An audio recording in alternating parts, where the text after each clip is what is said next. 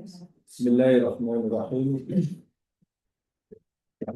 Alhamdulillahirabbil alamin wa bihi nasta'in ala umuri dunya waddin.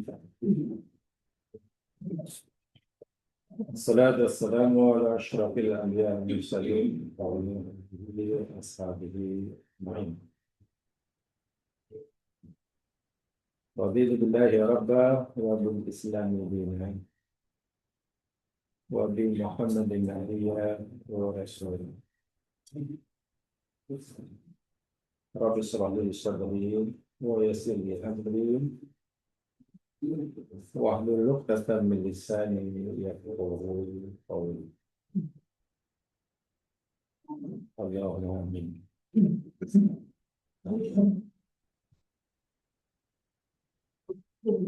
Panjatkan doa semoga Allah Subhanahu wa taala mengampuni segala kesalahan dosa yang telah kita lakukan dan melindungi diri kita daripada mengulangi kesalahan dan dosa yang sama pada masa hadapan. Keduanya dipohonkan doa kepada Allah SWT agar Allah bersedia menerima amal kebaikan kita sekecil apapun dan memberikan kita balasan yang setimpal dengannya sesuai dengan sifatnya asy-syakur yang maha memberi balasan. Amin. InsyaAllah akan kita teruskan siri kajian kita tentang makna Sayyidul Istighfar.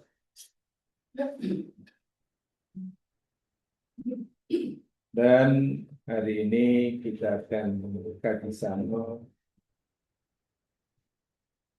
keratan kalimat Sayyidul Istighfar yang berbunyi A'udzu bika min syarri ma sana'tu.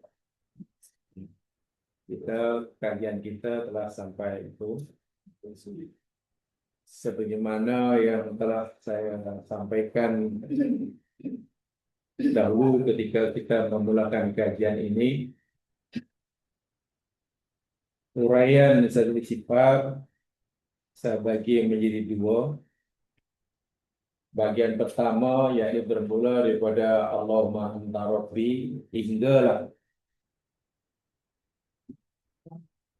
ayat yang atau kalimat terakhir yang kita pelajari, yakni mastata'tu, yang minggu lepas kita telah kali sama itu, yakni kita berjanji pada Allah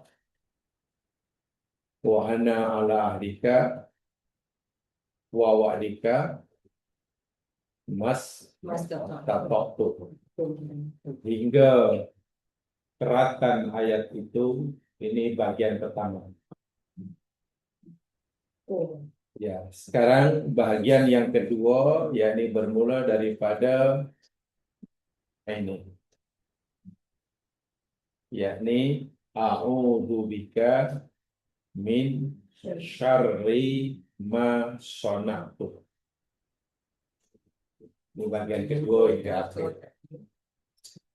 Terjemahannya, a'udzu, aku berlindung, bika, denganmu ya Allah, min syarri ma, daripada keburukan apa yang sana'tu, aku telah lakukan.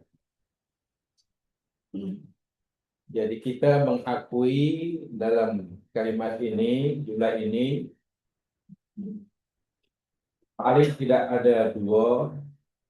Pertama, yakni kita mengakui akan kesilapan dosa yang telah kita lakukan dengan tulus ikhlas, bukan pengakuan yang bersyarat.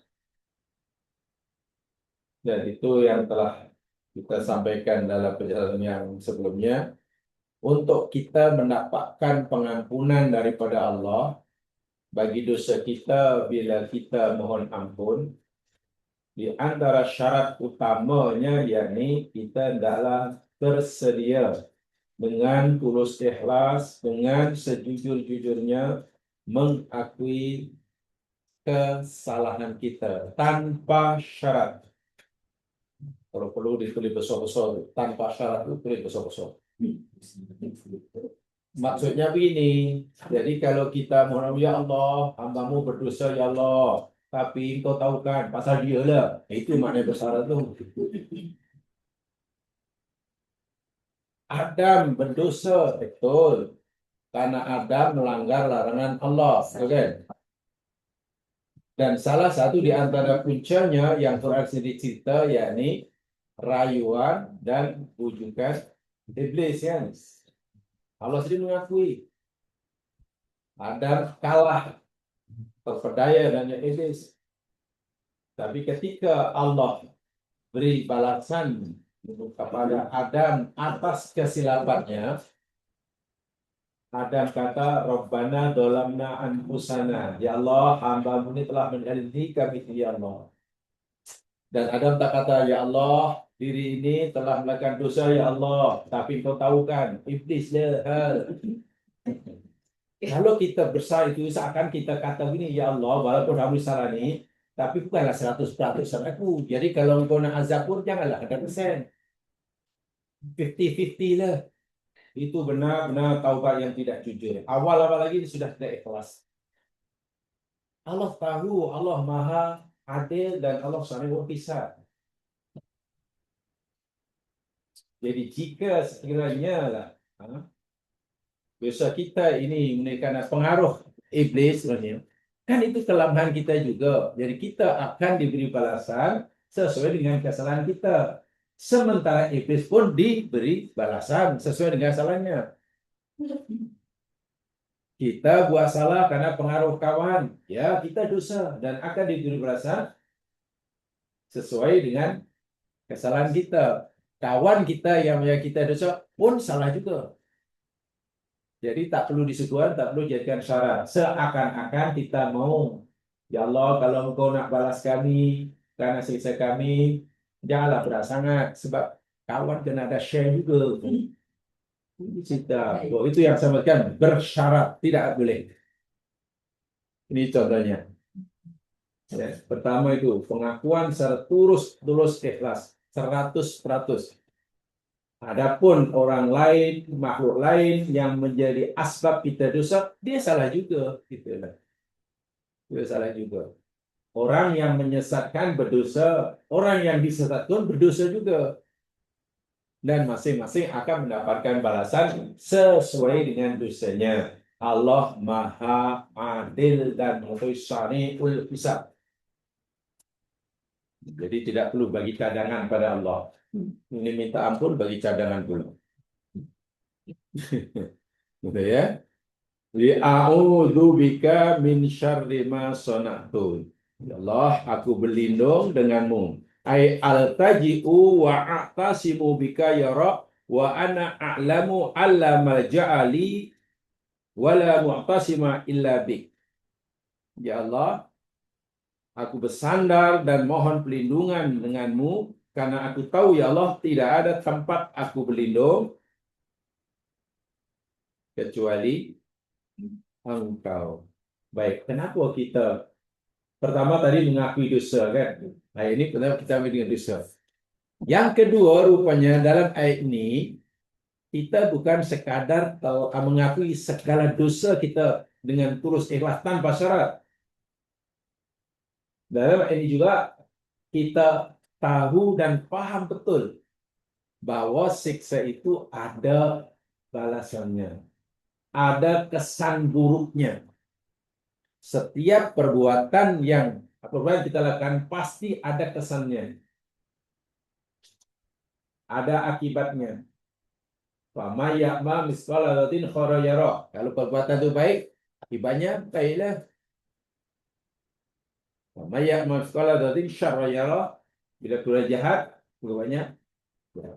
Karena setiap perbuatan kita itu ada akibatnya, dan bila perbuatan itu dosa ada akibat buruknya, maka kita mohon pada Allah, ya Allah, walaupun hambamu telah mengakui segala dosa yang hambamu lakukan, dan hambamu yakin, ya Allah, dosa yang mulakan ini ada akibat buruknya, tapi aku berlindung, ya Allah, lindungi diri ini daripada akibat buruk tersebut.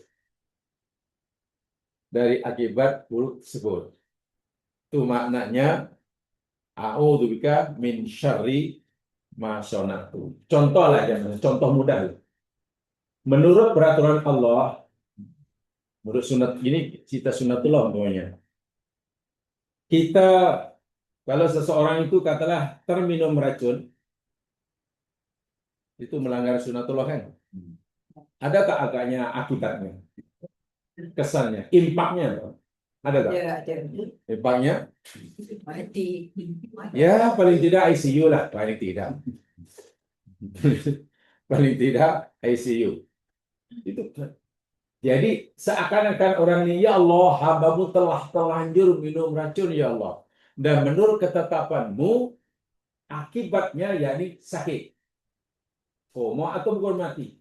Maka aku merayu padamu, ya Allah, tolonglah akibat buruk yang engkau telah itu jangan engkau timpakan padaku. Lindungilah hambamu daripada kesan buruk. Seakan-akan gitu lah. Nah, tapi kalau dosa itu, jenayah itu, kesalahan itu karena melanggar, ada dua ya, dan sekalian. Allah Subhanahu wa Ta'ala ada dua peraturan. Yang satu namanya peraturan syariatnya. Syariatul Qaul. Yang kedua, apa? Sunnatullah. Dalam hidup ini kita mesti menjalani kehidupan di dunia mesti selari dengan ketentuan syariatullah dan sunnatullah. Karena apabila kita langgar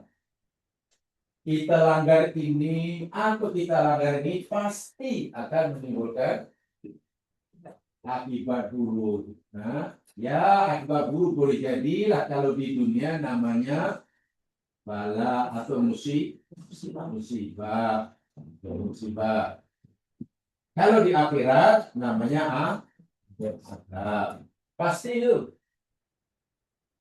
Pelanggaran terhadap syariatullah, pelanggaran terhadap sunnatullah pasti berakibat buruk. Berakibat buruk itu Allah perlihatkan di dunia, ya kita panggil musibah atau apa saja karena kesilapannya. Ya contoh sekarang pamannya dunia cuaca di dunia, iklim dunia sudah tidak menentu, katalah. Nah, kita kata ya itu karena global warming. Macam-macam istilah diberikan. Nampak saintifik sebenarnya untuk menutupi rasa bersalah. Global warming, itulah global warming. Jadi itu memang masalah climate change namanya. Tapi masalahnya siapa? Oh, yang menjadi puncanya bukankah tangan kita? Itu namanya akibat buruk, musibah. Kalau tidak berlaku di dunia, akibat buruk itu akan Allah timpakan di akhirat, kecuali orang itu bertaubat. Hanya saja sama sekalian kesan buruk, akibat buruk. Nah, karena melanggar syariatullah, ini kesannya lambat, tidak spontan, tidak halia. Sementara kesan buruk daripada melanggar sunnatullah, akibatnya spontan, segera. Masa itu juga.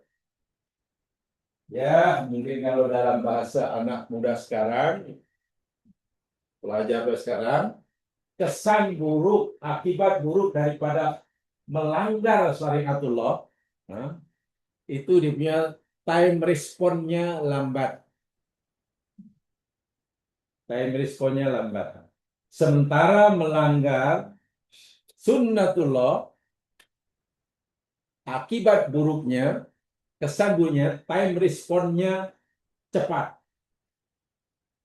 Hari ini minum racun, maknanya melanggar sunnatullah. Kesan buruknya hari ini juga sakit. Bukan hari minum racun, 5 tahun akan datang baru sakit perut. Itu apa kebenda? Kesan buruknya cepat. Hari ini katalah tangan tersepit pintu, ya luka hari itu udah. Bukan hari tersepit pintu, sakitnya tahun depan. Tak ada. Hari ini katalah tangan umpamanya masuk dalam awan yang sedang on, ya saat itu juga lah melecur. Itu saya respon yang apa? Sunnatullah, cepat.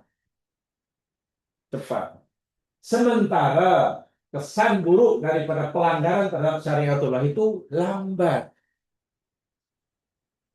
Tahun ini orang tidak melakukan, katalah, tidak mengerjakan puasa Ramadan 1 bulan. Bukan hari raya perutnya kembung kemudian meletup. Bertahun-tahun orang tidak sholat. Bukan kemudian tahun itu juga kepalanya pusing, tak ada. Lambat. Tahun itu dalam 5 tahun, kata bertahun tak bayar zakat. Bukan hari itu kemudian dia ditimpa musibah. Jadi lambat. Barangkali karena kesan buruk akibat buruk pelanggaran syariatullah itu lambat, bukan seketika, bukan serta-merta, sehingga ramai orang kurang takut. Tak ada apa-apa pun. Dah lama dia itu tak sholat, ada apa-apa pun, okey je. Tapi kalau melanggar sunnatullah, cepat sehingga orang takut. Tak akan adalah orang coba-cobalah masuk bara api. Tak adalah orang coba-coba minum racun. Jadi lambat bukan bermakna tidak ada. Dan ini kasih sayang Allah. Kenapa untuk pelanggaran terhadap syariatullah itu kesan buruknya lambat? Ini salah satu rahmat Allah. Allah memberi ruang kepada hamba itu, beri peluang pada hamba itu untuk bertaubat.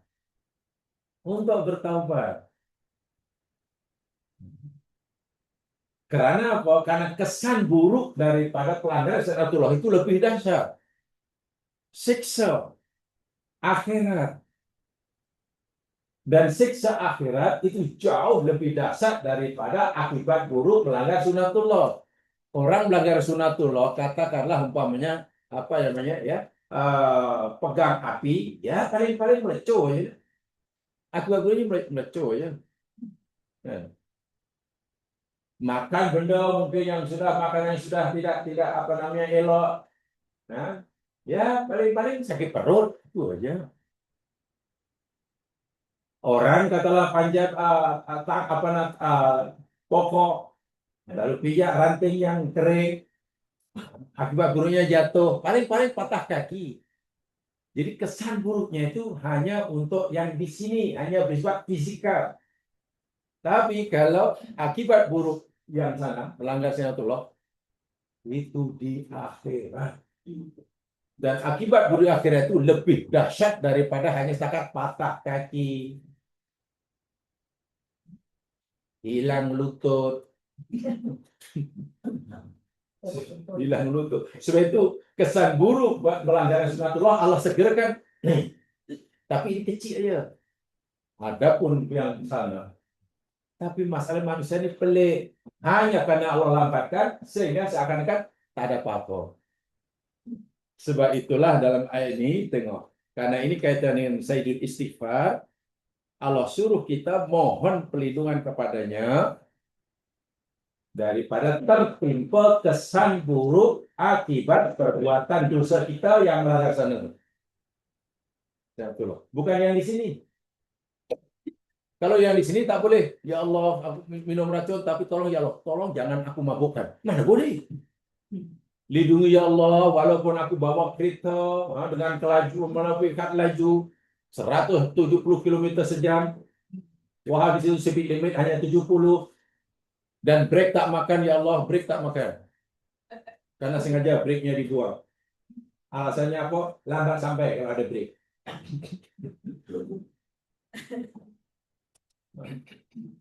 Dilarang motong, kemudian accident. Tak mungkin lah. Yang itu tak mungkin. Bila kita menyalahi, melanggar peraturan sunatullah, itu pasti. Hampir dikatakan pasti.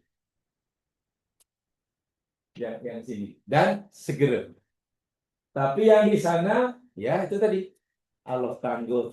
Dan penangguhan itu bukan karena Allah tak cukup bukti, bukan karena Allah belum cukup bukti hendak menyiksa, bukan kalau tak ada keberanian, Masya Allah, tapi Allah Maha Pengasih. Diberinya ruang dan peluang hambanya untuk bertaubat. Bila bertaubat, mohon ampun, maka Allah hapuskan. Allah hilangkan kesan buruknya, sehingga tidak ada lagi pertaujaban di. Inilah yang dimaksud a'udzubika min syarri ma sana'tu. Jadi pertama, ayat memberi maksud pertama, yakni kita mengakui dosa yang telah kita lakukan dengan ikhlas tanpa syarat. Itu tolong di underline itu, tanpa syarat itu. Jangan pasal dia ya, pasal dia.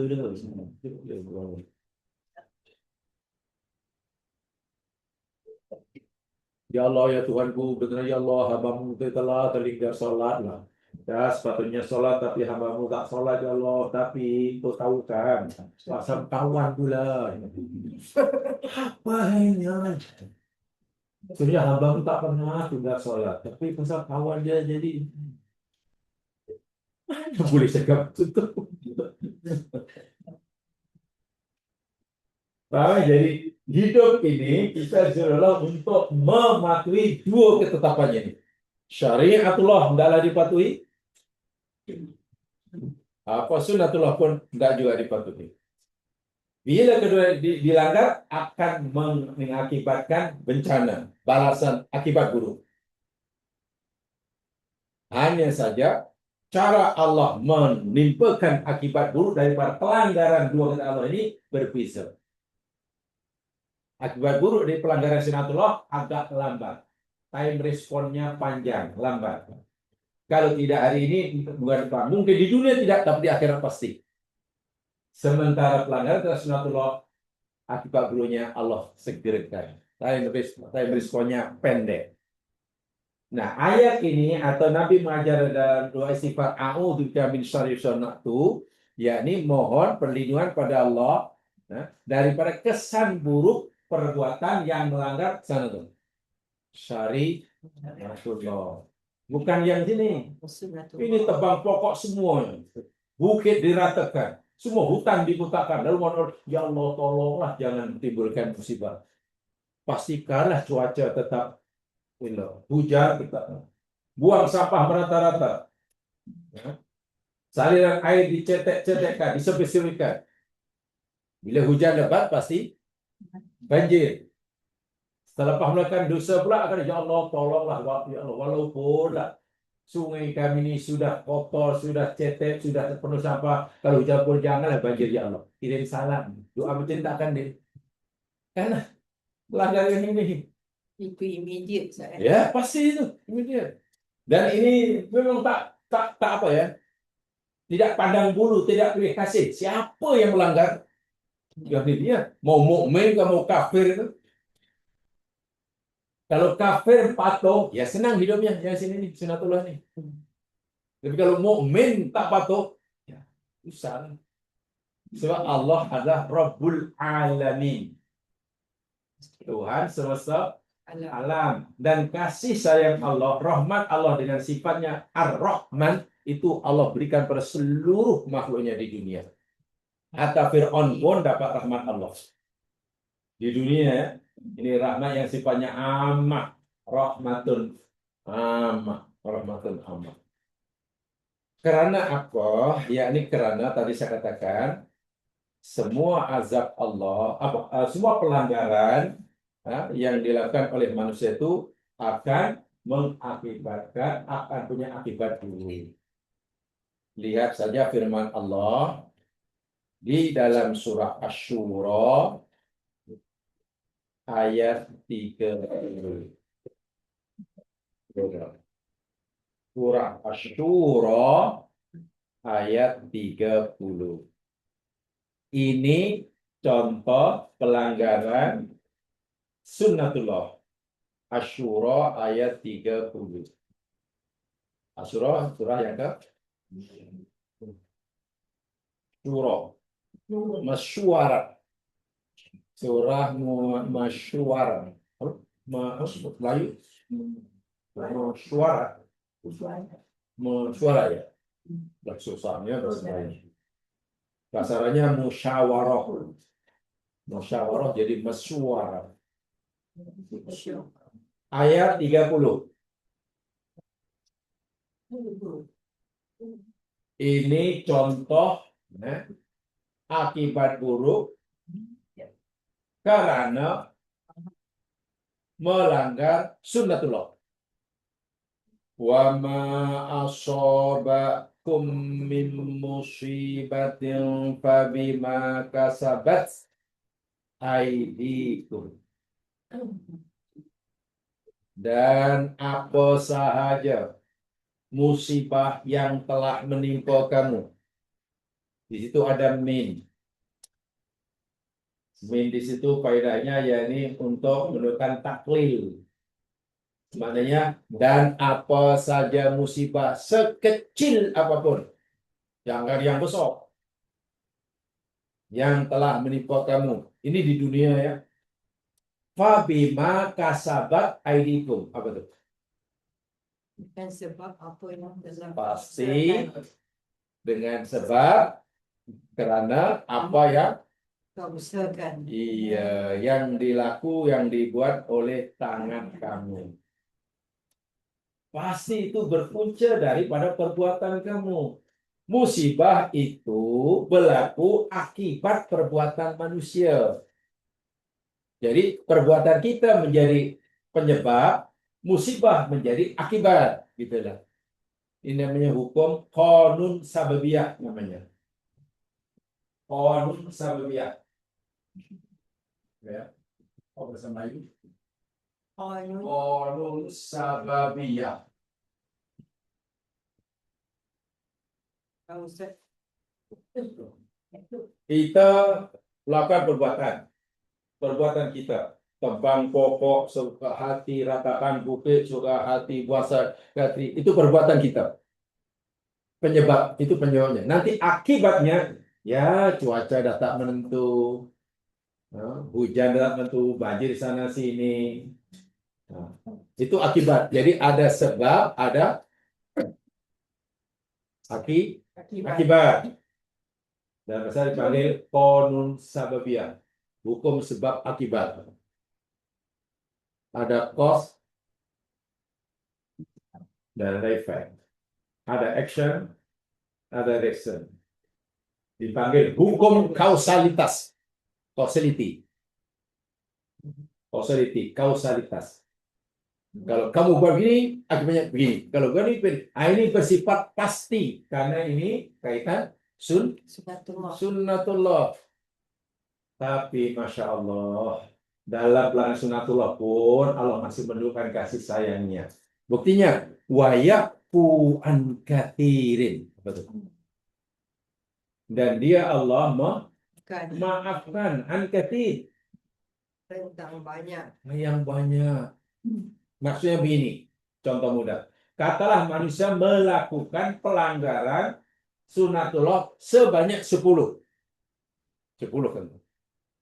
Sepatutnya, kalau pelanggaran yang dilakukan oleh manusia terhadap sunnatullah ada 10 macam, maka akibat buruknya pun 10 kan.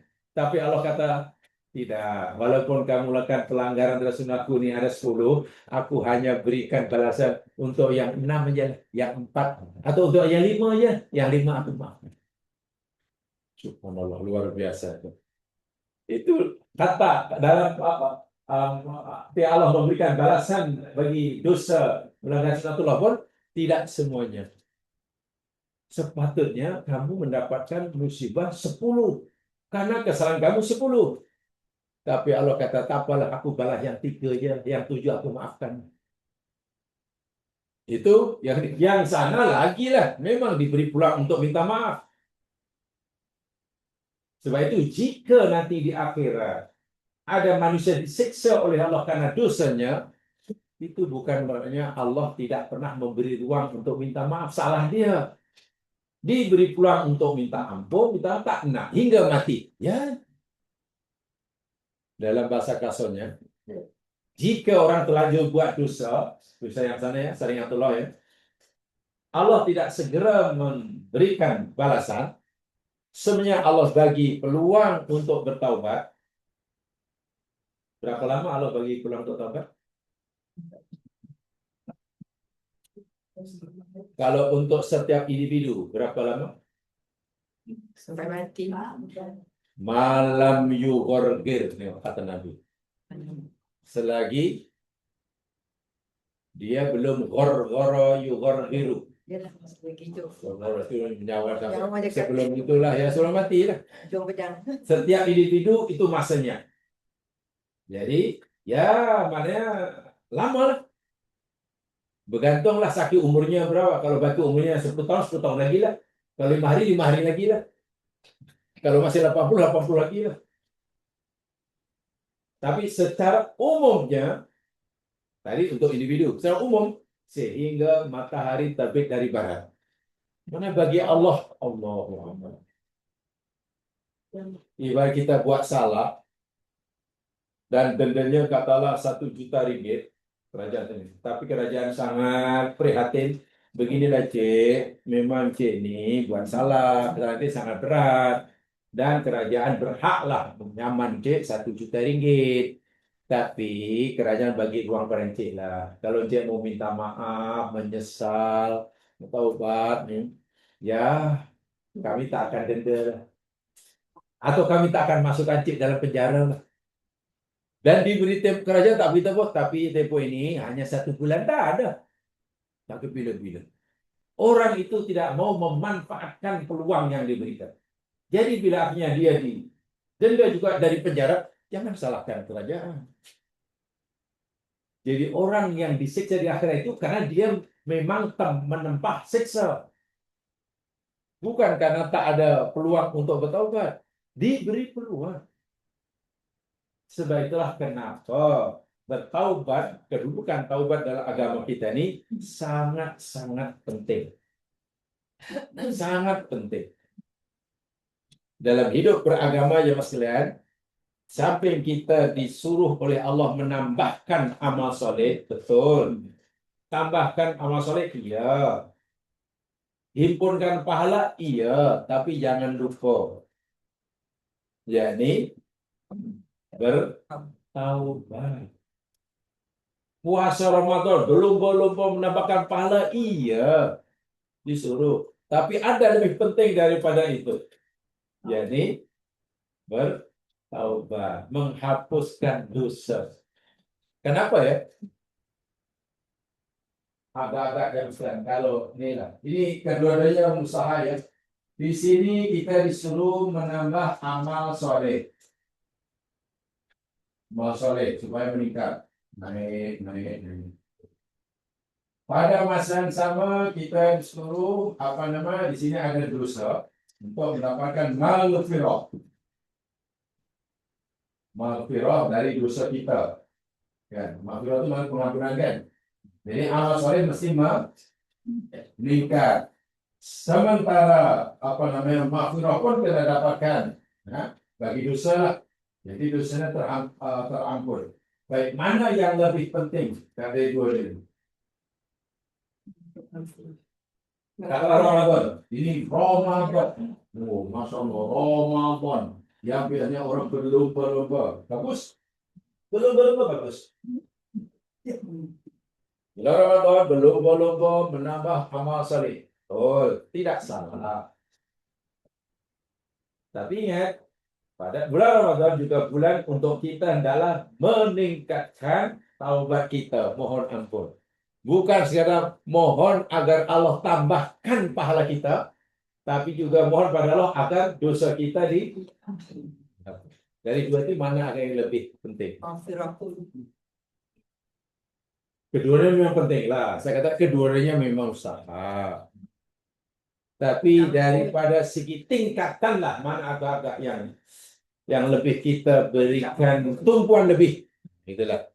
Katalah kalau untuk amal soleh katalah 6 jam untuk bertaubat 2 jam ke setengah jam.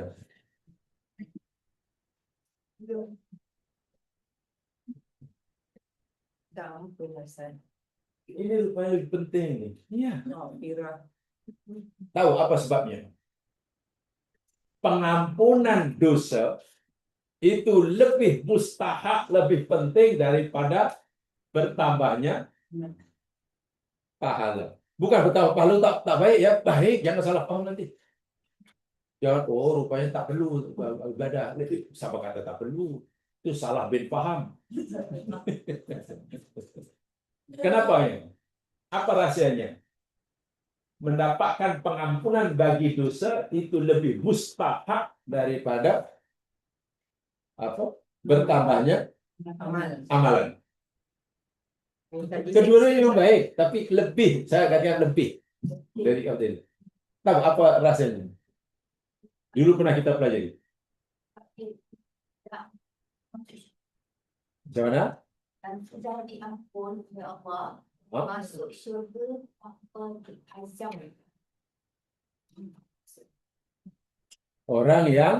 Sebab orang yang Diampun, diampun. dahulu pernah saya katakan pengampunan bagi dosa, pengampunan bagi dosa kita. Mana kalau kita dapat pengampunan bagi dosa kita lah, itu akan membolehkan kita, menjaga kita merdeka dari neraka. Betul ya? Orang yang merdeka dari neraka, yaitu orang yang telah diampun dosanya, yang tak punya dosa.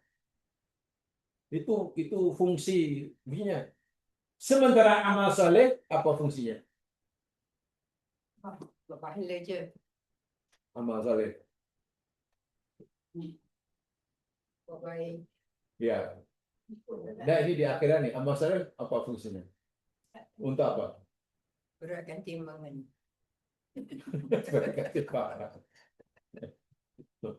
Nampaklah apa namanya timbangan. Nampak nanti lambang apa namanya BN.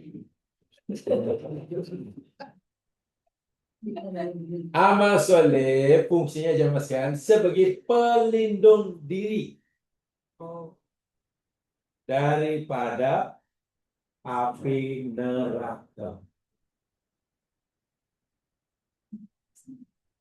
Bila orang punya amal soleh, mana ia punya apa? Punya pending diri ya. Ibarat nak masuk api, dia pakai baju kalis api ya. Ya, itu fungsinya. Fungsinya. Sebab itu katakanlah orang mukmin. Orang mukmin. Mukmin. Ya.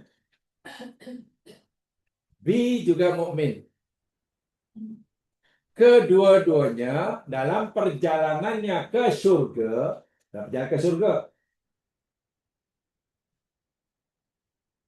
melalui jahanam. Itu surah Maryam telah kita pelajari. Jalan ke menuju surga karena surga ini last station. Jadi second last station itu neraka. Neraka. Jadi kalau orang tempat tiketnya kepada yang last ya surga. Tapi kalau tempat tiket hanya apa namanya? Second last ya neraka. Dan momen ini berdosa. Ya, momen ini berdosa. Tapi dosanya tidaklah membatalkan syahadatnya. Maka ketika masuk neraka, kita masuk neraka, agak-agak rasa panas atau tidak? Si mukmin yang berdosa itu. Panas. Panas kan? Ya karena dosa itu dia neraka. Si B dalam perjalanan masuk surga juga. Masuk surga juga. Ada dosa juga. Maksudnya dosa B ini relatif sedikit berbanding dosa A. Katakanlah dosa A tadi 1 tan. Sementara dosa B 100 kg. 1 tan kan 1000 kg. 1000 kg sih. Jadi apa? Dosa A lebih Banyak. ya tentulah rasa panas yang dirasakan oleh A lebih kuat daripada yang dirasakan oleh B. Yang dirasakan oleh B ringan bukan semata-mata karena dosanya sedikit, tapi juga karena amal solehnya banyak. Amal soleh itu pelindung, pendinding. Pendinding. Nah, bila orang sudah ada dosanya diampun, amal soleh pula menjadi pendinding gini daripada api neraka, orang ini diletakkan di mana? Lepas itu orang ini akan diletakkan di mana oleh Allah? Dengan dapat pengampunan, merdeka daripada neraka. Neraka yang dilaluinya pun tidak mampu menyengatnya karena dia punya pendinding. Ada di mana orang ini oleh Allah neraka? Di surga. Lalu di surga karena apanya? Maksudnya ada penindingnya. Karena apa? Amas maghfirah. Karena sudah tak ada dosa atau karena amal solehnya? Dimasuk juga. Karena Masalah. karena rahmat Allah. Nabi beritahu kita. Sehingga kesimpulannya untuk mendapat rahmat Allah, dan rahmat itulah yang menjadi asbab orang masuk surga. Untuk mendapat rahmat Allah, orang itu mesti sudah tidak punya dosa. Ya. Itu syaratnya. Kalau setakat ada amal soleh tapi dosa masih ada, ya kalau dapat rahmat Allah sedikit lah. Tapi kalau sudah bebas dari dosa, sungguh pun minta maaf, sungguh pun dia tidak punya amal Salih. soleh, dia dapat rahmat masuk surga.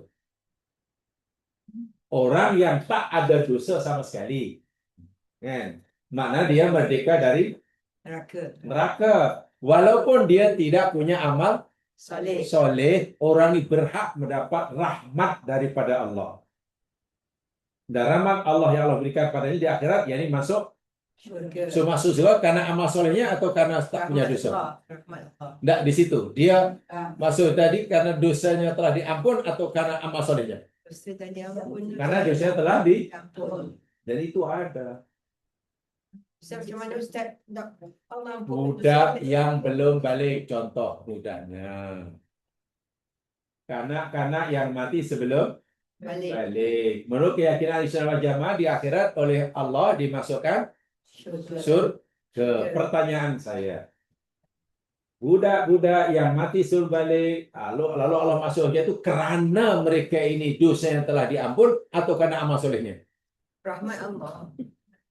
Iyalah, mereka dapat rahmat itu karena dosanya diampun atau karena amal soleh?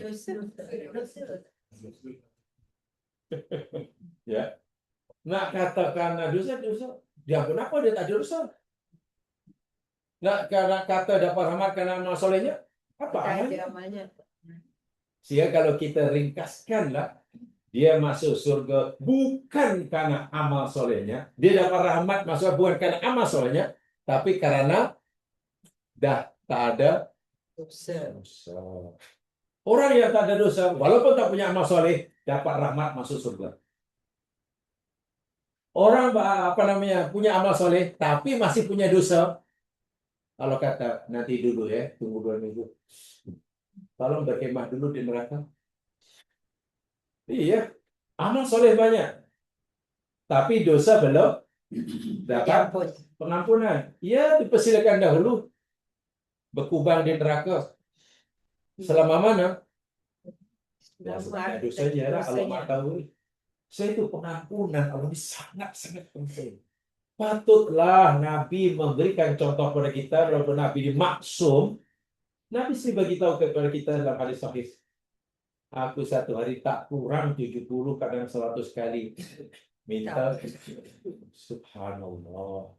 Dan istighfar itu tak kenal masa. Kalau sholat ada waktu, ada syarat rukun. Nah, belum masuk waktu tak wajib. Sekarang kita tak wajib sholat zuhur, dia nggak sholat ada dosa. Tapi istighfar rupanya tak kenal masa. Setiap saat. Nabi yang tak punya dosa pun paling tidak 70 hingga 100. apa istighfar Nabi yang Nabi baca satu hari hingga 100 hingga 70 itu? Istighfar Nabi, istighfar Nabi. Kita tahu. Istighfar yang dibaca oleh Nabi yang kadang-kadang 170 hingga 100 setiap hari itu. Allah maghfirli wa tub alayya. Rabbi firli wa tub alayya innaka antal ghafurur innaka antat tawwabur rahim. Itu istighfar. Rabbi firli wa tub alayya innaka antat tawwabur rahim. Wahai Tuhanku, ampunilah dosaku ya Allah, terimalah taubatku ya Allah, karena Kau Maha bertaubat lagi Maha mengampunkan dosa. Ulangi bekal itu. Setiap saat boleh sampai duduk sampai lapar.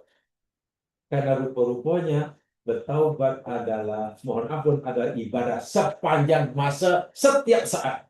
Puasa tunggu 1 tahun sekali. Haji sekali seumur hidup. Zakat ada masanya. Sholat ada masanya. Tapi istighfar, kenapa istighfar selalu? Istighfar ini apa, karena apa ya? Dosa. Tidak disuruh semua karena apa? Dosa. Karena dosa kan? Karena dosa ini berlaku setiap saat. Jadi Oh, istighfarnya pun kena setiap saat lah. Mana boleh tangguh-tangguh, apalagi taubat jenis ibadah yang tak boleh ditangguh-tangguh. Dahulu pernah kita pelajari. Taubat adalah ibadah yang diperintahkan oleh Allah yang kita tidak boleh menunda-nunda. Saat itu kita bersalah, segera kita mohon ampun. Jangan tak apalah nanti malam Jumat sembahyang hajat lah. Kita tidak mengenal. Kita sebagai taubat lah. Minimum yakni astagfirullahaladzim. Paling kurang. Mana dalilnya bahwa taubat ini tak boleh ditangguh-tangguh? Minta ampun kepada Allah bagi dosa kita ini tak boleh ditunda-tunda. Tahu dalilnya? Lihat Al-Quran. Ya, karena kita mengkaji, kena bertanggung jawab. Setiap pendapat yang saya bagi mesti tahu dalilnya. Kita usahakan tahu dalilnya. Jadi bukan hanya di pokok kata. Tanah. Kalau belajar nanti di pokok kata itu bukan belajar. Itu namanya be. Hanya be ya. belum belajar kan. Lihat firman Allah dalam surah Ali Imran.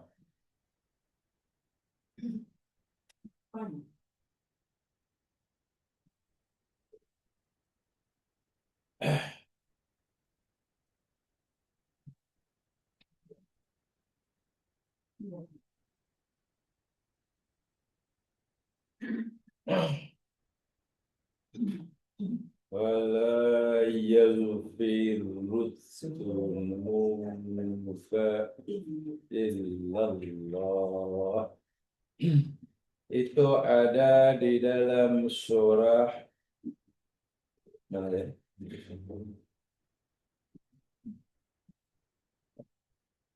Mana surah? Jatuh.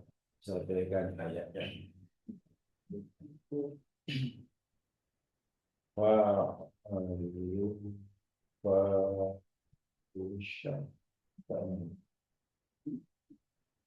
Surah Ali Imran 135. Ini contoh tahu apa? Ayat yang menunjukkan bahwa taubat itu, minta ampun itu tak boleh ditunda-tunda. nantilah lah kan baru umur 18 tahun, lama lagi. Nantilah kalau udah 18 tahun balik bolehlah. Di taubat dia udah ingat tajuk golongan 18 terbalik. Walladina idza fa'alu fahishatan, dan orang-orang yang apabila mereka telah melakukan perbuatan keji. Ini ayat dosa besar kecil. Fahisha. Dosa besar atau kecil? Besar-besar. Fahisha ini merujuk dosa kecil atau dosa besar? Besar-besar. Besar. Fahisha itu dosa besar. Orang-orang yang apabila mereka telah melakukan fahisha dosa, au dzalamu anfusahum, Atau mereka menzalimi diri atau mereka menjalimi diri mereka sendiri. Dosa besar atau kecil? besar. Besar. Meninggalkan perintah wajib contohnya. Zakarullaha. Demo Zakaru, mereka mereka segera mengingat Allah. Maksudnya apa nih? Bila terlanjur dia buat kesalahan, ingat Allah. Maksudnya campur. ingat Allah. Maksudnya ingat Allah. Karena mungkin semasa melakukan dosa itu tak ingat Allah. Ingat Allah di sini satu di antaranya mengerti keagungan Allah. Ingat akan siksanya yang dahsyat. Ingat bahwa dirinya tidak mungkin mampu menghadapi siksa yang dahsyat itu. Sehingga kalau itu diingati dan dirasakan dalam hatinya, pasti gemetar hati orang ini. Ketakutan. Kesannya luar biasa, menggigil. Itu maksud ingat Allah. Ingat kebesaran Allah, ingat siksa Allah yang dahsyat, yang Allah ancamkan bagi kepadanya, buat dia, karena terlanjur buat dosa. Setelah dia rasa menggerun itu, fastaghfaru. Apa itu? Nah, apa itu mana lalu? Namanya tartib wa ta'aqqub. Jadi spontanlah, tak tunggu masa. Lalu mereka meminta ampun bagi dosa mereka. Maksudnya, sebelum mereka minta ampun, bertaubatlah tuh. Ya Allah, ampun dosa. Sebelumnya, apa yang dirasa oleh orang tadi? Dosa. Kan ada dua di sini. Bila terlanjur buat dosa, ada dua yang mereka lakukan. Pertama, zakarullah. Kemudian, minta ampun. Minta ampun akan menjadi khusyuk, menjadi sungguh-sungguh ikhlas apabila hati orang itu sudah dipenuhi rasa gerun kepada kebesaran Allah. Ingat siksa Allah yang Allah tidak timpakan karena dosanya. Jadi istighfarnya pasti khusyuk. Bukan istighfar sampai dinyanyikan. Astagfirullah. Ini Maghrib. saya tak kata salah kalau itu sebagai nasyid, tapi kalau dianggap ibadah apa istighfar macam itu tak betul. Tengok ayatnya cukup jelas. Bila hati sudah timbul rasa gerun, takut, seakan-akan terbayang siksa Allah yang Allah ancamkan nak ditimpa pada dia karena dosanya. Itu gerunnya luar biasa tuh, menggigil tuh. Dan pada hati menggigil itulah kemudian Allah ampunilah. Jika engkau tak ampunkan ya Allah, habis diri. Si istighfarnya pasti menangis-nangis tuh. Dan tidak mungkin ini dilakukan bila adalah waktu 1 bulan kita. Saat itu juga. Kenapa dia segera lakukan? Karena wa may yaghfiru dzunuba illallah. Dan tidak ada ada ilah, dan tidak ada sesiapa yang mengampunkan dosa kecuali Allah. Itu kayak yakin itu. Dia tidak minta maaf pada yang orang tua. Tapi itulah zaman sekarang boleh kan. Saya tak tahu. Sehingga ramai akhirnya masyarakat malah tidak paham. Orang katakanlah berdosanya kepada Allah. Ya, katalah orang tidak berpuasa Ramadan. depan orang ramai mapan di Gede pokoknya. Nah, lalu di apa? Ya, ketahui lah orang dan ditangkap kan. Akhirnya oh itu mencemar memalukan orang Islam, dia wajib minta maaf pada seluruh orang Islam. Karena kawan itu dipaksa minta maaf, dia pun minta maaf lah depan TV. Saya dengan berusaha minta maaf pada saudara muslim di Malaysia karena saya tidak berpuasa pada bulan Ramadan. Dosanya bukan pada kita. Ya kudus itu minta pada kita. Yang lainnya kita pula yang suruh dia minta maaf pada kita. Dosanya pada Allah. Karena dia tahu yang boleh mengampunkan dosa dia karena tak puasa itu Allah. Katalah seluruh orang Malaysia kata, okeylah kami maafkanlah karena dia bilang, apa dia dah bebas daripada dosanya? Langsung tidak. Ini kadang pelik. Dosa pada Allah kita apa? Disuruhnya untuk minta ampun, maaf kepada manusia. Itu sebenarnya tidak mendidik masyarakat ini. Nanti masyarakat akan makin tidak paham. Orang ini yakin yang boleh mengampunkan dosanya hanya Allah. Satu istighfarnya hanya pada Allah. Apa kata orang pura-pura kata apa itu dia punya sikap. Yang seterusnya nih, walam yusirru ala ma fa'alu wa hum ya'lamun. Betul. Dan mereka tidak berterusan.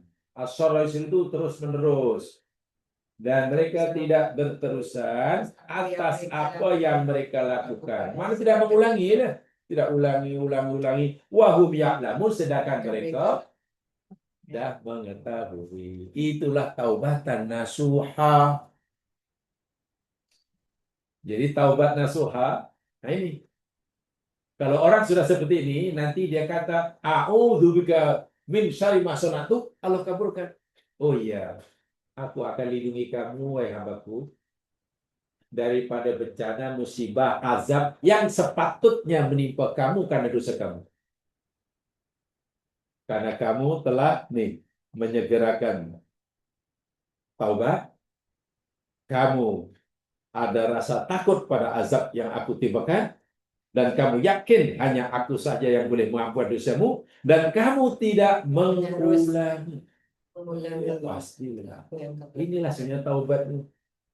Jadi taubat bukan okeylah, minta maaf lah, itu taubatnya. Taubat nasuhanya kita tak ulang lagi dah Ustaz. Ya, memang tidak. Tidak. Maksudnya beginilah, tidak mengulangi dan sengaja. Adapun jika orang itu mungkin atau tak mungkin, orang itu tersilap, kemungkinan masih ada. Orang sudah bertobat nasuha, ada tak kemungkinan pada masa hadapan ia bukan seng ya, nah, bukan seng, mungkin, sangat mungkin. Dan nanti bila lagi, kemudian minta maaf lagi, Allah ampun lagi. Lagi. Salahnya kalau sang tak boleh. Pada zaman sahabat, ada puasa Ramadan, kemudian dia kan siang hari. Lupa yang dia puasa. Jadi dia bingung, ni macam mana kau ini. Jumpa Abu Hurairah. Ya Abu Hurairah, macam mana aku dah termakan. Ya, teruskan puasa kamu. Allah tidak akan mengira perbuatan saya kamu. Karena kan. Tak macam mana, lepas itu lepas zuhur lagi. Ya dia betul mengaku bukan seng. Abu Hurairah masih kata ya tidak mengapa karena Allah tidak akan kira karena itu. Ya peliknya dah petang hari masih lagi. 3 kali satu hari Ya Abu Hurairah bukan ya. Ya namanya kamu kena belajar bersungguh-sungguh lah supaya tidak Tapi Abu Hurairah tak kata puasa kamu batal. Karena orang itu mengaku bukan seng. Tapi kalau satu hari sampai 3 kali lah.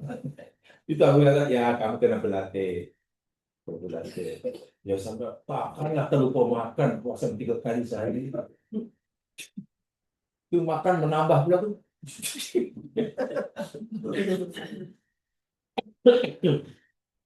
Inilah taubat tuh ya. Taubat tuh. Jadi poinnya yakni segera. Tapi sebelum istighfar, hati mesti telah dipenuhi rasa kagum takut kebesaran Allah. Kibria Allah sudah ada dalam hatinya. Kibria itu menarik kebesaran Allah.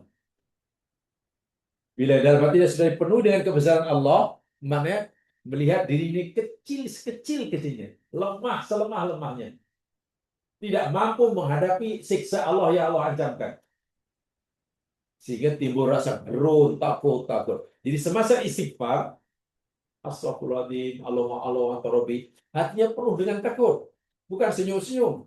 Itu saya katakan. Bila istighfar dinyanyikan, gimana? Orang istighfar itu hatinya penuh dengan rasa takut pada azab yang Allah ancamkan, dengan akibat buruk yang Allah ancamkan. Ini sambil senyum-senyum cuma. Dahulu bila kita pelajari ya, doa pertama yang diucapkan oleh manusia apa? Doa pertama kali. Sebelumnya tidak ada doa lagi. Doa pertama yang dipanjatkan oleh manusia apa bunyi? Doa yang paling tua lah. Doa yang umur doa yang paling tua. Rabbana atina hasanah A'udzubika minal khubuthi wal khaba'is Rabbana dzalamna anfusana Oh ya, doa Nabi Adam. wa illam taghfir lana Nabi Adam. wa tarhamna karena engkau. Oh, sini. Coba perhatikan ayat apa doa Nabi Adam. Rabbana dzalamna anfusana. Kami Wahai Tuhan kami, menzalimi diri kami. mana dia mengakui semua tuh dosanya tanpa syarat. Dia tak sebut iblis punya pasal. Kan? Selepas itu apa kata ada? Rabbana dalam sana wa illam taghfir lana. Kenapa Adam kata begitu? Ya Allah, hamba-Mu berdosa. Jika Engkau tidak rahmati kami, mana jika Engkau tak ampunkan kami, habis hamba akan jauh. Nabi Adam nampak siksa yang Allah ancamkan kepadanya jika dosanya tidak Ampunkan. Bayangkan orang yang terbayang azab yang Allah ancamkan kepadanya jika tak dapat pengampunan. Pasti istighfarnya menangis. Dan kalau istighfar sampai nyanyi, mana tak nampak ancaman itu. Itu bukan istighfar, itu nasyid. Kalau niatnya nasyid, silakan. Lewat nasyid kan, ya nasyid namanya kesenian ya. Tapi kalau niat istighfar dan taubat, ya janganlah dinyanyikan. Yang berdoa dilagu-lagukan, yang mengaminkan pun dikuaya-kuayakan. Itu kadang-kadang dah jadi adat. Ini Masya Allah nih tafsirnya sangat dalam nih. Zakarullah kemudian fa. Kemudian ada wa ma yakunu bima ilah walam yusiru. Kemudian ada 4 poin yang dikaitkan dengan taubat. Zikrullah, istighfar, yakin yang boleh maupun hanya Allah, dan tidak itu. Itu yang sana ya, yang walaupun tadi saya katakan jika orang itu telah bertaubat bersungguh-sungguh, kemudian pada masa hadapan mungkin bukan mustahil, kemungkinan masih ada akan tapi bukan seng ya, Kalau seng macam mana? Kalau orang seng itu macam mana? Sengaja. Ya, kalau seng. Ya, maksudnya kalau sang Nabi telah memberitahu kita, yakni kullu ummati mu'afan illal mujahirin.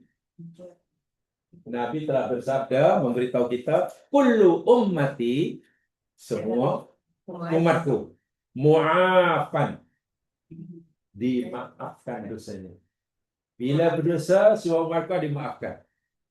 Illa, Kecuali ada exception pula, illa al-mujahirin. orang yang berjihad. Mujahirin, sihir mujahir, jahar. Apa jahar? Kan ada sholat jahar, sholat sir. Jahar maknanya Nyata. yang nyata, yang terang-terangan. Dalam terjemahan yang lebih ilmiah, yakni orang yang dengan secara demonstratif melakukan dosa. Menunjukkan dosa tanpa segan silu, bahkan ada rasa menyesal pun tak ada. Mungkin bangga dengan dosanya. Itu mengirim salam, tak akan diampuni oleh Allah. Buat dosa bukan sekadar tidak menyesal, bukan sekadar tidak bukan sekadar tak mau dosanya tidak ke orang lain, bahkan dia dengan sengaja Melakukan. menunjukkannya dan bangga dengan dosa. Itu memang tak akan diampuni. Yang diampun. Sebab syarat dapat pengampunan kan tadi segera ingat Allah, dosa Allah, sehingga hatinya rasa kecil, hina, takut. Cuman buat dosa boleh bangga, mujahid secara berterangan. Lalu Nabi sahabat tanya, ya Rasulullah, apa yang kau masukkan mujahid ini ya Rasulullah? Mujahid itu mana kan terang-terangan kan? Sepatutnya kalau orang buat dosa itu, setiap manusia yang waras pasti ingin mau dosanya tidak diketahui oleh orang lain kan, walaupun Allah Maha mengetahui. Pastilah orang bersalah kalau boleh ditutup kesalahannya, jangan sama orang lain. Tapi orang ini malah Menunjukkan. Jadi sahabat tanya, apa maksud mujahid ya Rasulullah? Nabi beritahu ada seseorang malam hari melakukan dosa, malam hari buat dosa, dan tidak ada sesiapa yang mengetahuinya kecuali Allah. Namanya Allah tutuplah tuh. Allah tutupi kesalahannya. Tah macam mana siang harinya ia menceritakan dosa yang dilakukan malam pada orang ini, termasuk mujahid.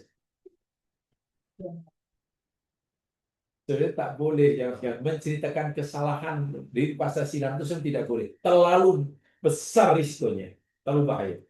Tapi orang sekarang ini pelik, pandai beralasan, ai bukannya anak bangga dengan dosa, ini bagi pengajaran supaya orang tak ikut ai dulu. Dulu ai ini apa dosa yang ai tak buat? Dulu iblis pun panggil kami apa? Ini aku punya cerita nih. Tak boleh. Tapi pandai untuk menutup merasa bersalah itu. Itu untuk pengajaran. Subhanallah. Jangan sekali-kali menceritakan keburukan yang pernah kita lakukan, sedangkan Allah pun menutupinya.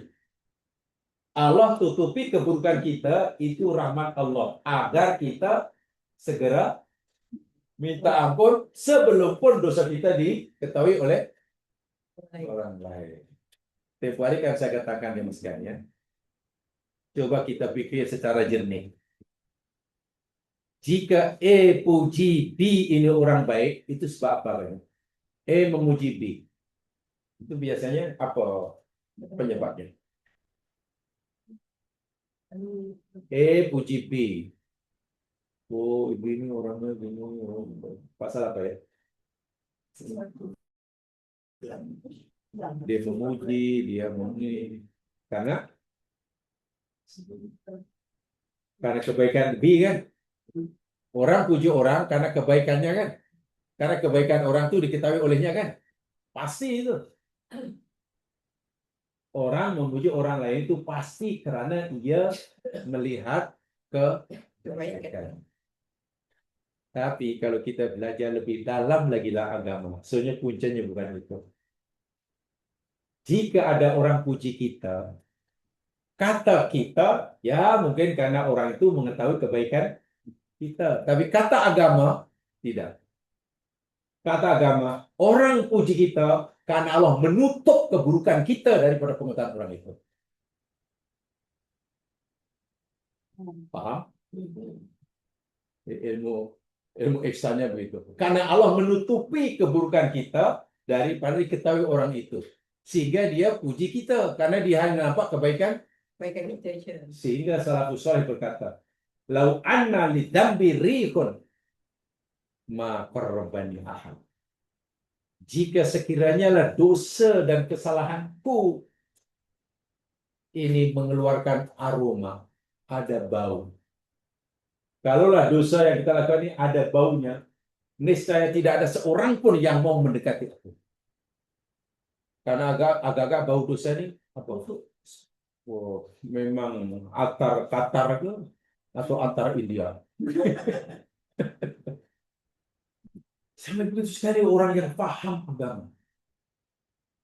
Sehingga kalau orang ini orang salafus saleh, bila ada orang puji dia karena kebaikannya, memang dia ada kebaikan, dan orang itu puji karena mengetahui Kebaikannya. yang dipuji orang-orang saleh ketakutan, mohon ampun kepada Allah, ya Allah, Allah, Engkau tahu ya Allah diri penuh dengan kesalahan, penuh dengan kesalahan, dan mereka memuji diri karena Engkau tutup apa? Tutup kesalahannya. Keburukan.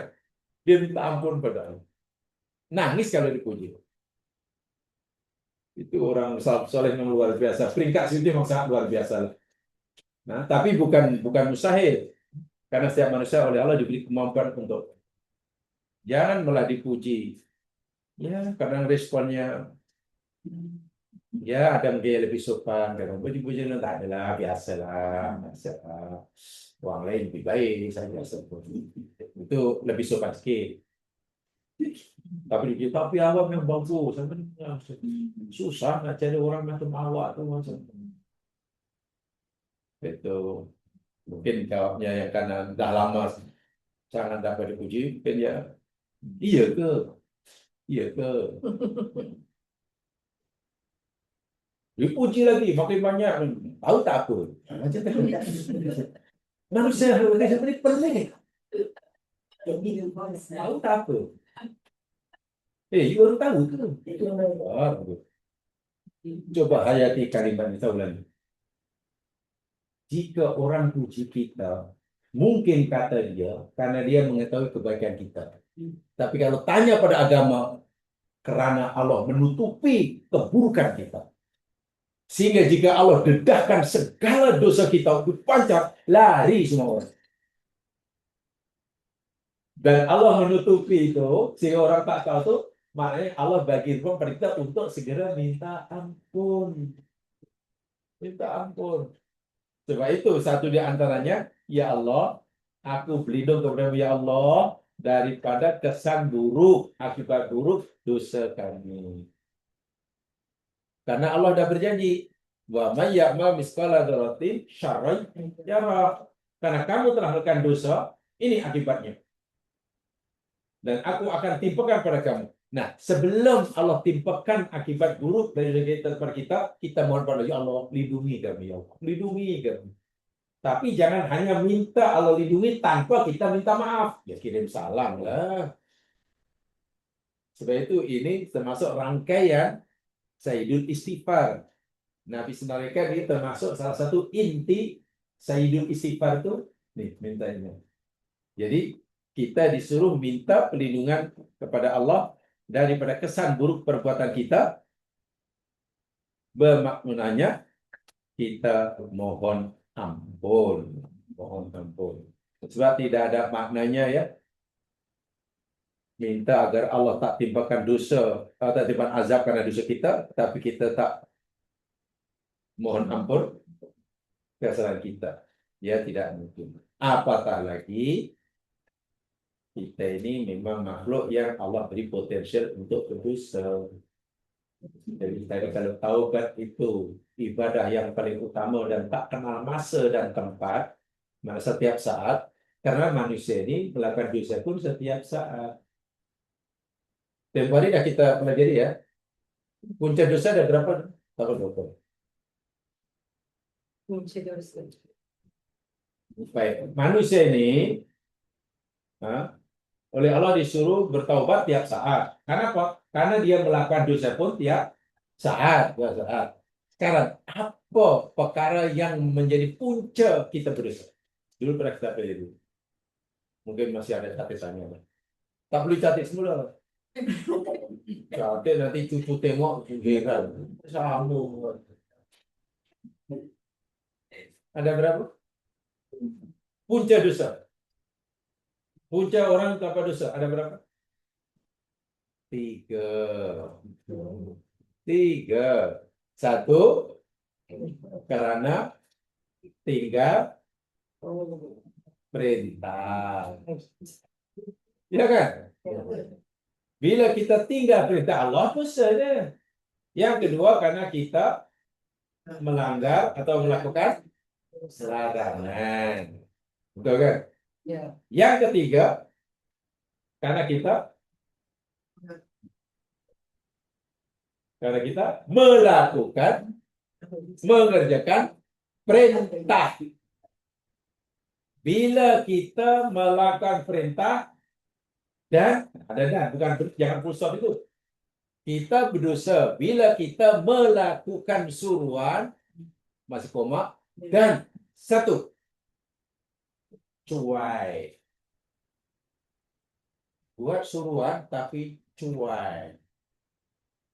Cuai itu maknanya cuai. Tafsir dalam bahasa Arab. Tafsir. yakni melakukan suruhan kurang dari yang sepatutnya. Sedangkan kita mampu melakukannya dengan sempurna. Itu cuai dah. Macam mana tu, Ustaz? Allah suruh kita buat 10. Kan? Maka kita mesti melakukannya 10. Tapi kita hanya mau buat 6. Wah, kita mampu buat 10. Jadi kita buat 6 bukan karena tak mampu, tapi karena tak mau. Tak mau buat 10. Maka kita dosa. Itu cara kita cuai. Yang kedua, kita melakukan suruhan, perintah, kemudian ada padanya riya, sum'ah, ujub, dosa. Jadi dosa kerana melakukan perintah. Jangan fikir setiap orang melakukan surah Allah pasti dapat pahala. Belum tentu. Jika orang itu melakukan perintah Allah sekalipun, tapi kemudian ada padanya riya atau sum'ah atau ujub, dosa. Tapi kadang kita pelik, tuan-tuan, kita beri Ramadan ini, Allah, kita rajin dalam amalan. Betul. Tapi amalan yang sebenarnya kita lakukan adalah kita jaga. Jangan sampai. Sekarang coba. Orang sembahyang sunat. Karena Allah. Sesuai dengan Allah. Dapat pahala atau tidak? Dapat ya. Bila terima Allah. Dan selepas sembahyang sunat itu, ada padanya riya. Dosa atau tidak? Agak-agak kalau ditimbang lah. Mana lebih berat? Dosa riya atau pahala sholat sunat? Dosa riya. Ini yang boleh takut di sini. Dosa riya sangat besar. Karena riya itu syirik kecil. Bukan sekadar dosanya besar, sholat sunat yang asal ada pahala itu pahalanya pun habis. Dan yang ketiganya, kita melakukan suruhan, dekat surat, kita pikir itu perintah, tapi rupanya tak disuruh. Namanya Bid'ah. Orang jual bid'ah itu mana orang melakukan sesuatu yang dilarang oleh, yang dia pikir dilarang oleh Allah, atau yang dia pikir perintah Allah. Dia kata bagus. Orang buat bid'ah itu kerana fikir yang dilakukan itu larangan Allah, atau dia fikir yang dilakukan itu perintah Allah. Larangan Allah. Orang buat bid'ah. Dia fikir yang Allah perintah. Orang buat bid'ah itu mana orang yang dia fikir dan dia buat itu perintah perintah Allah. Allah, wahal bukan perintah. Bukan Nah, perintah. itu dosa. Jadi bid'ah itu ada pada perintah atau pada larangan. Pada perintah. Bid'ah itu kaitan dengan perintah atau larangan? Kaitannya dengan melakukan suruhan atau meninggalkan larangan?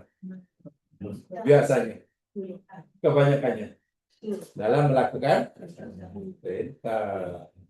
Riya, ujub, sum'ah itu penyakit yang menjangkiti orang yang melakukan suruhan Allah atau orang yang meninggalkan larangan Allah atau orang yang melanggar larangan Allah. Orang melakukan perintah Allah, orang yang melanggar larangan Allah ada tak dia? Sum'ah itu memang double kalau ada. Ada riya karena dosa.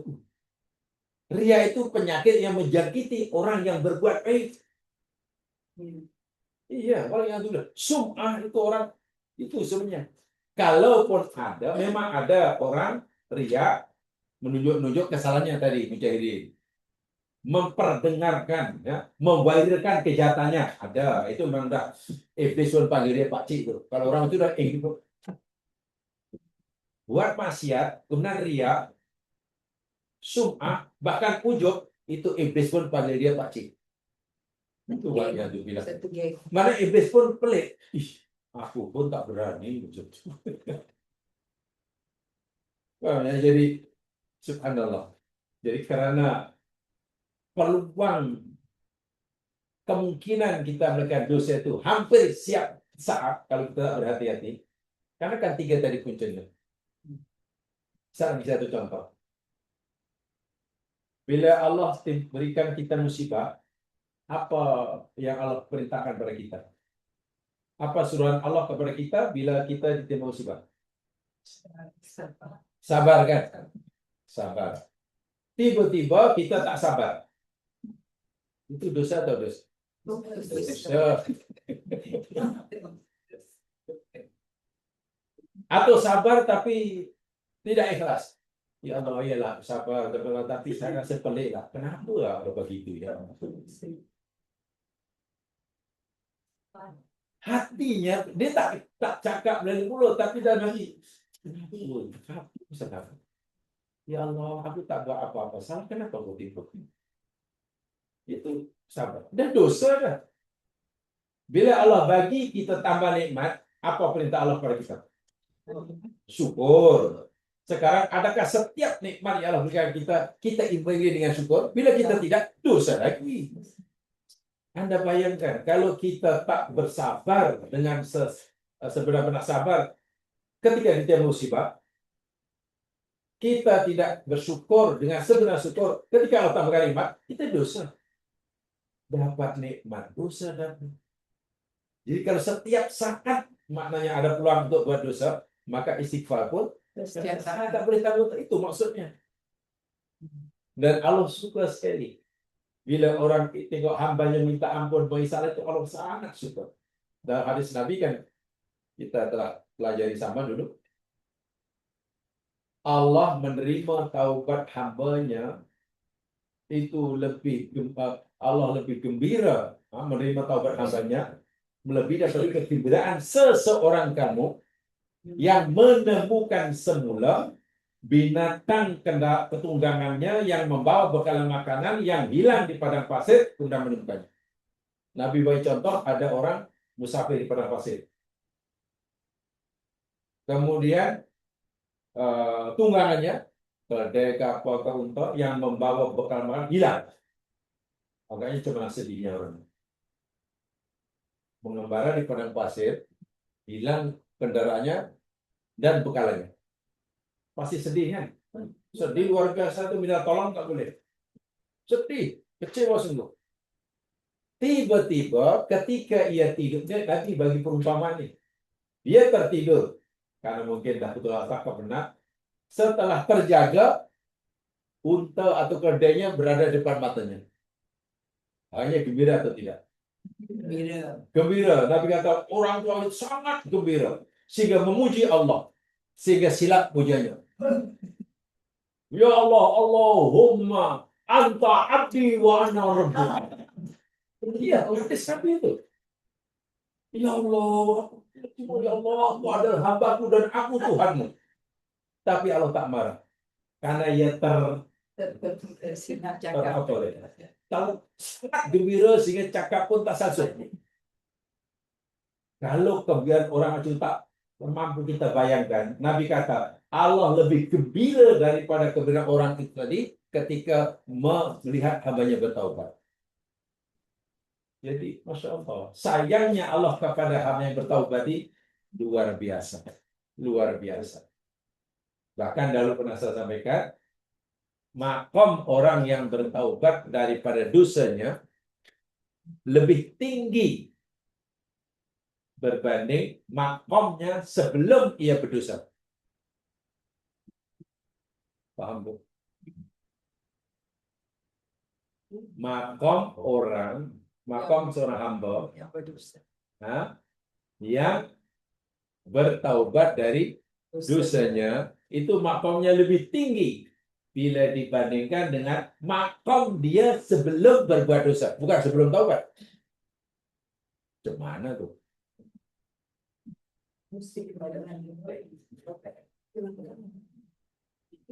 E dan B. Nah, E dan B. E ayah dia, B anak dia yang belum balik. Belum balik. Kan? B anaknya tak berdosa. Makomnya agaknya dekat dengan Allah tidak? Karena tak berdosa. Dekat kan? Si ayahnya berbuat dosa. Makomnya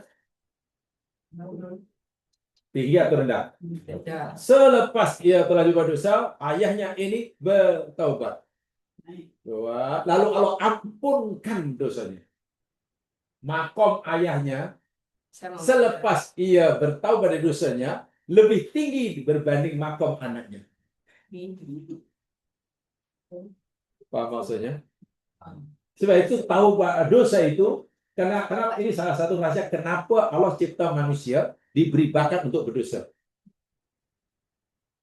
Bukan disuruh berdosa ya. Ada potensi berdosa karena bila ia tapi ya, bukan sang lagi.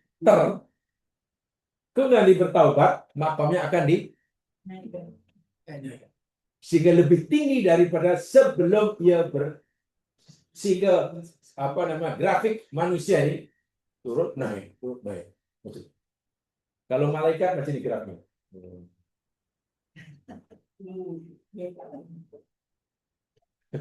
Kita memang dia turun naik Ustaz. Ya. Memang dia turun naik.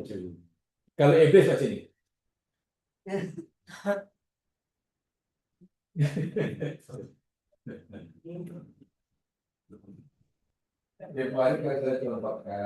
Itu ada dalam surah Al-Qur'an sebetulnya.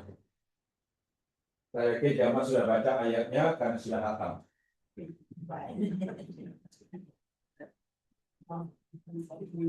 Katalah ini Adam di sini nama kamu. Kan belum dosa. Selepas Adam melanggar larangan Allah, maka Adam naik ke turun. Turun kan? Turun. Sini. Turunnya makom karena dosa itu dalam bahasa Arab dipanggil bubur. Turun bubur. Jadi turun makom, derajat. Sekarang ada di sini. Mana lebih rendah. Kemudian Adam menyadari dosanya dan bertaubat. Setelah Adam bertaubat, taubat itu maknanya kembali. Taubat itu kembali. Jadi Adam taubat naik semula. Setelah ini. Nah, naiknya Adam ke tempat asal ini namanya taubat. Taubat itu kembali. Jadi selepas Adam bertaubat dari dosanya, Adam berada pada posisi yang sama kan? Tapi Allah ini kata aku ini Ghafurun Rahimun. Tadi sudah aku kata. Dengan ghafurnya, ghafur maknanya Mengampun. Adam, karena engkau telah bertaubat, telah memperbaiki dosa kamu naik semula, maka aku ampunkan dosa kamu. Karena aku ghafur. Lalu mana rahmat Allah? Allah berterima kasih pada Adam. Aku bukan sekadar mengampunkan dosamu dan karena aku ghafur, aku juga akan bagi rahmat kepada kamu. Karena kamu mau bertaubat, maka aku bagi rahmat. Rahmatnya yakni aku bagi naikkan tingkat kamu sama dengan jatuhnya kamu. Kalau kamu jatuh di sini 10 meter, katalah, setelah kamu aku naikkan makom kamu jadi 10 meter. Kamu sekarang di sini. Sebelum ada bertaubat, sebelum ada berdosa di sini. Selepas ada berdosa, jatuh. Bila ada bertaubat, balik di sini. Tapi Allah naikkan sehingga sekarang ada di sini. Itu yang saya katakan tadi. Makom orang yang bertaubat dari dosanya, ya, orang yang tahu dari dosanya lebih tinggi daripada makomnya sebelum ia berdosa. Bukan sebelum ia bertaubat ya, sebelum ia berdosa. Jadi, dan ini hanya manusia. Malaikat tak mungkin hubud supaya tak mungkin naik. Si malaikat ini monoton. Sebab itu sebaik manapun malaikat tak masuk surga. Sebab itu tak payah iri jadi malaikat. Di dunia diciptakan untuk kerja buat kita, di akhirat pun kerja. Tak pernah pencin. Karena memang dia disuruh kerja oleh Allah Subhanahu wa taala. Itu ada di dalam surah Al-Furqan. Bukan tak ada dalilnya ya. Dalam surah Al-Furqan. Coba lihat surah Al-Furqan.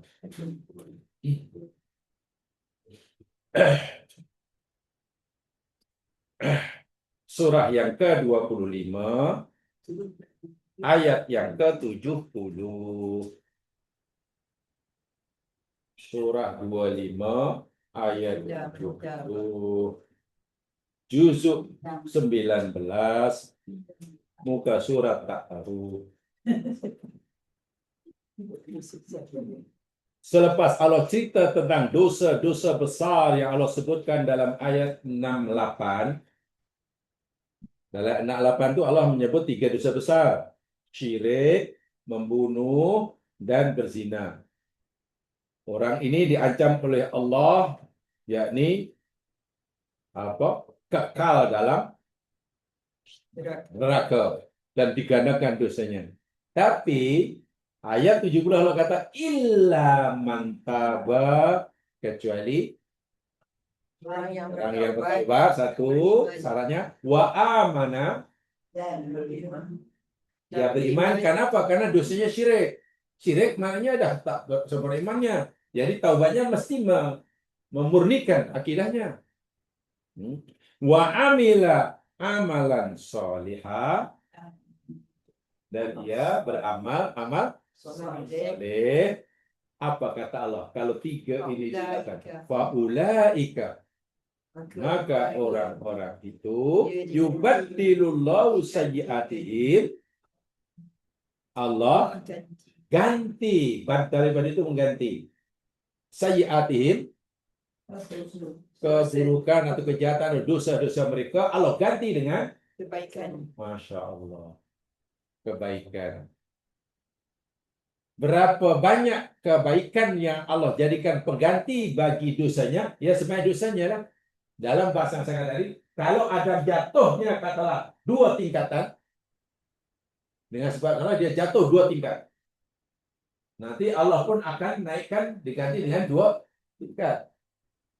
Jadi lebih tinggi. Karena Allah kata, wa kana Allahu ghafurur rahim. Dan adalah Allah itu pengampun lagi maha mengasihi.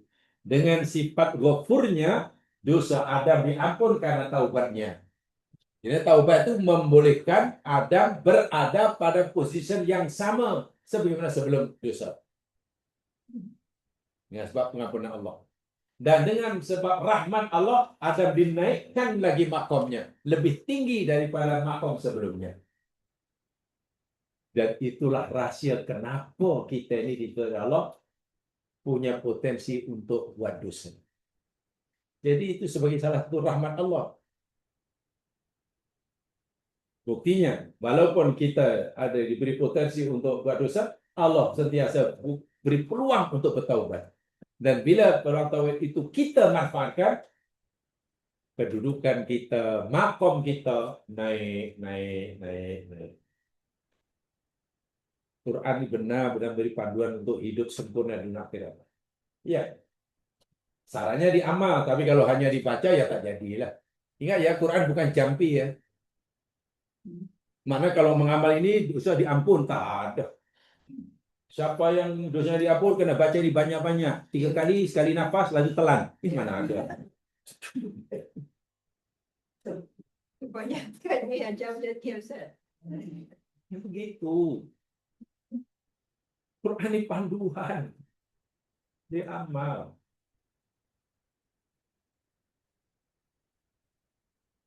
Saya pernah menyampaikan satu tajuk Fiqhul Quran agak lama.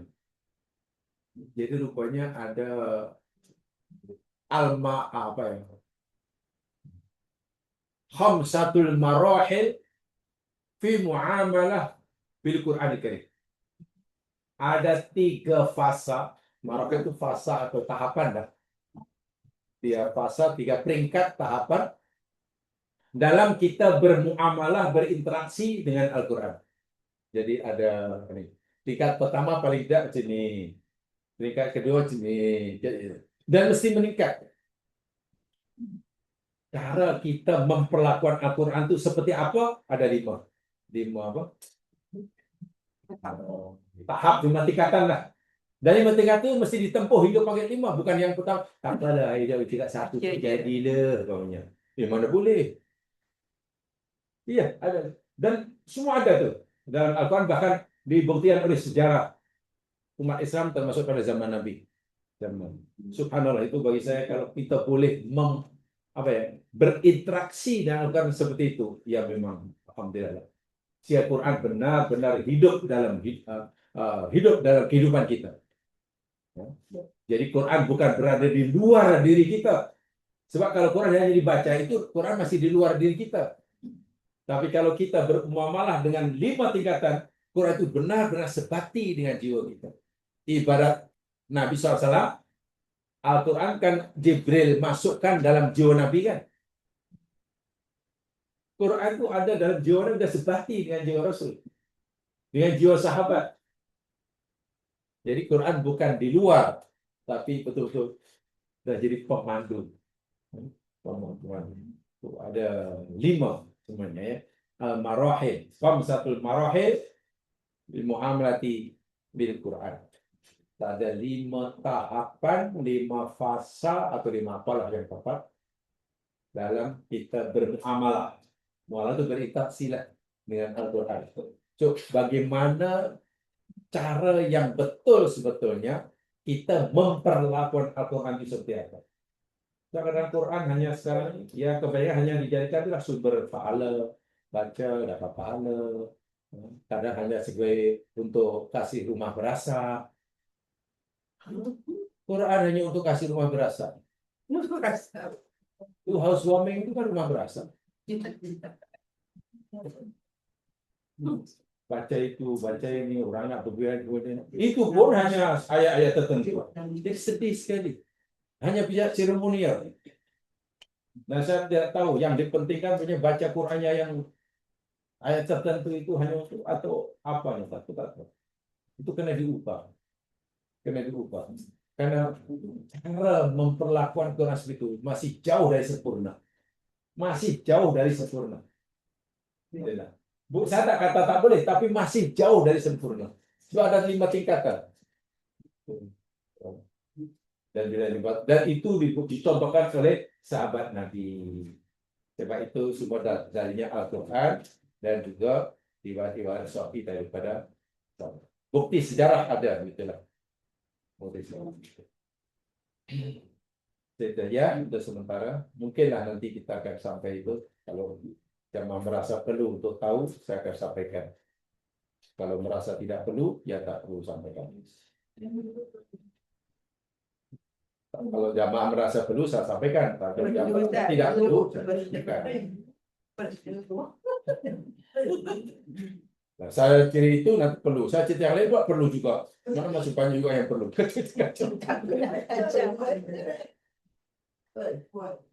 Saya pernah megang tapi sudah agak lama. Saya ingat. Kat mana Ustaz? 2000 2004, 2005 tu. Oh, berapa sangat. Tak lama lah tu. Ya, lebih kurang 2 tahun dulu lah. Sebab ada pertanyaan waktu itu dan saya merasa, dan saya tidak ingin mengkritik atau melakukan sindiran, tidak. Memang mungkin ada orang macam itu cuma sindiran pedas pada amalan masyarakat. Saya tak ada niat untuk itu.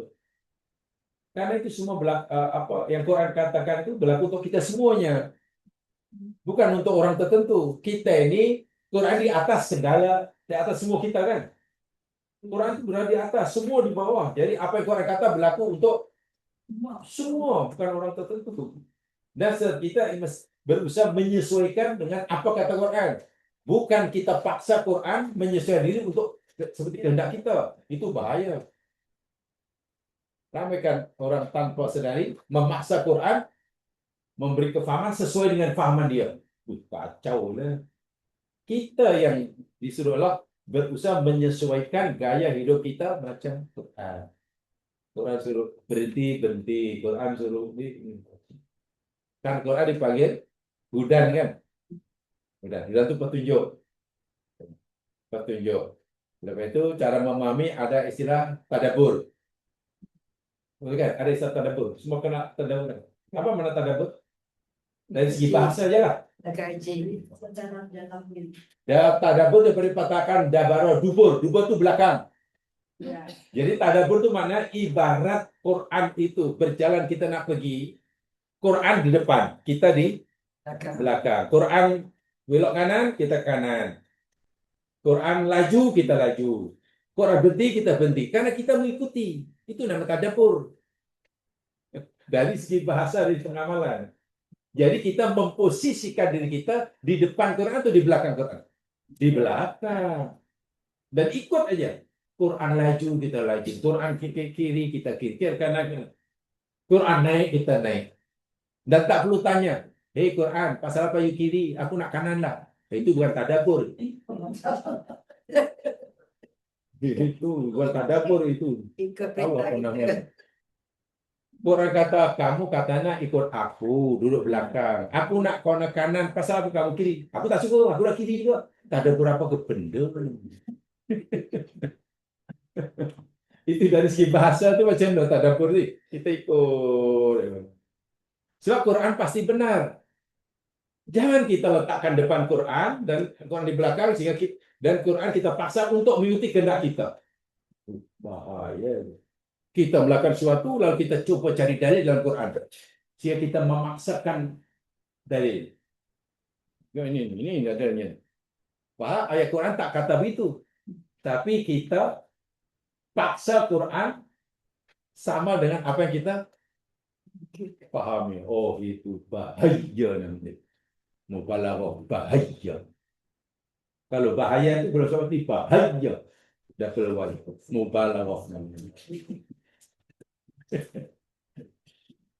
Ya, insyaAllah mudah-mudahan Allah beri kesempatan, bagi peluang agar kita dapat mengkaji lebih.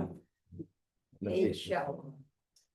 Jadi yang kita pohon dari Allah dalam ayat tadi ada 2 poin yang terpentingnya. Pertama, kita mengakui segala kesalahan tanpa syarat. Yang keduanya, kita meyakini bahwa setiap perbuatan salah itu akan berakibat buruk. Dan akibat buruk itu Allah akan timpakan pada kita. Kalau itu kita yakini, pasti kita timbul rasa gerun, takut. Selepas timbul rasa gerun dan takut, barulah kita, ya Allah, tolong lindungi hamba ya Allah daripada. Sehingga ketika kita mohon perlindungan, pasti khusyuk. Pasti karena hati sudah ada rasa takut. Kan? Kita katalah minta perlindungan, kita selamat daripada dibahang rimau banyak. Lindungilah daripada bahang rimau. Tapi rimau tak nampak, ya mana boleh kita rasa khusyuk. Beza kalau kita katalah ingin diselamatkan daripada rimau yang lapor, dan rimau sudah depan mata. Itu pasti menangis-nangis minta perlindungan. Nah, seakan-akan nampak itulah maksudnya. Dan itu yang dirasakan oleh Adam alaihissalam ketika ia baca Rabbana dhalamna anfusana wa illam taghfir lana. Menangis-nangis. Sebab itu sahabat bila istighfar menangis itu karena nampak itu. Nampak ancaman Allah yang Allah ancamkan kepadanya jika dia gagal mendapat pengampunan. Dia minta ampunnya bersungguh-sungguh. Dan itu ada dalam surah Al-Qasas, ada itu. Cerita tentang mantan ahli sihir Fir'aun. Ya, cerita tentang mantan royal magician Fir'aun. Sebab ahli sihir itu kan bukan sihir tepi jalan itu sudah. Ya, ahli sihir diraja mesti sudah profesional. Itu ada dalam surah Qasas itu. Saya kata nampak apa? Dan yang nampak bukan matanya, mata hatinya. Mata hatinya nampak betapa dahsyatnya azab Allah yang Allah ancamkan kepada dirinya jika ia gagal mendapatkan pengampunan. Sehingga minta ampunnya pas. Luar biasa. Tak mungkin dilakukan. Bahkan mungkin tak terucap karena hatinya sudah nangis. Ibarat budak yang buat salah dan mengakui kesalahannya, tahu akan hukuman yang akan diberikan oleh orang tuanya, dipanggil mak bapaknya, menangis saja. Tak terkata, nak minta maaf takkan udah nangis, ketakutan, berpeluh-peluh. Ya tentu kita sebagai orang tua bila itu pasti tidak akan maafkan. Bisa dengan budak buat salah tapi tak merasa salah, dia cuma minta minta maaf, sorry. Itu kena katok. Wallahu a'lam.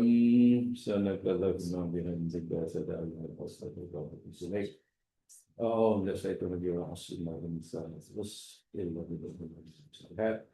wabarakatuh. Assalamualaikum warahmatullahi wabarakatuh.